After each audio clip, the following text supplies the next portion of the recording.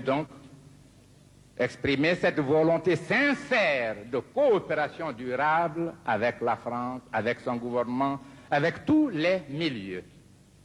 Mais nous ne venons pas tendre la main. Nous ne quémanderons jamais. Nous nous comporterons toujours en homme responsable, en peuple responsable et digne. Nous disons la dignité, c'est l'harmonie entre le dire et le faire. Nous tâcherons de rester dignes. Nous respecterons tous nos engagements. Voilà donc, Monsieur le maire, la signification que nous accordons à l'occasion que vous avez bien voulu nous offrir à nous adresser à ces illustres personnalités représentant les différents milieux de la ville de Paris et donc de la France.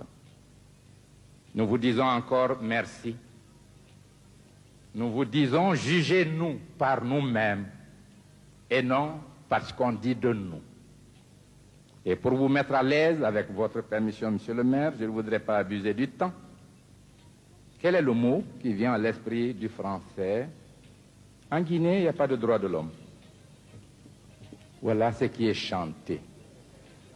J'aiderai les auteurs en faisant un poème sur leur création et en les ridiculisant. Je vous assure, au nom de tout ce qui m'est cher, de mes grands-parents qui ont symbolisé la résistance africaine, de moi-même qui ai dirigé, organisé cette résistance jusqu'à l'indépendance, en tant que leader des syndicats, leader des jeunes, jamais un homme en Guinée n'a été poursuivi pour raison politique, raison de délit de presse, raison de délit de parole. Si vous lisez mes thèses philosophiques, pour moi, il n'y a pas de raison d'État.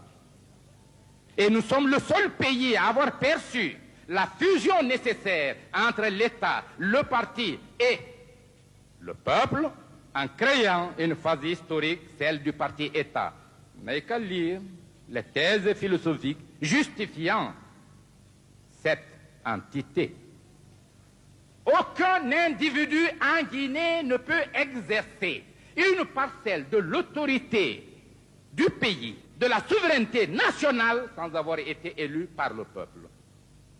À 17 ans, tout le monde est électeur. Aucune loi ne peut être votée par le Parlement guinéen sans avoir été soumise sous forme de projet à tous les villages, à tous les quartiers, pour que le peuple le discute, en détermine d'abord la moralité, en laissant au Parlement le soin de donner la forme régulière à la loi. Aucun peuple ne le fait. Nous sommes d'une démocratie avancée. Et ce n'est pas par orgueil quand je dis que notre système démocratique est en avance. Je voudrais que les plus sceptiques viennent en Guinée.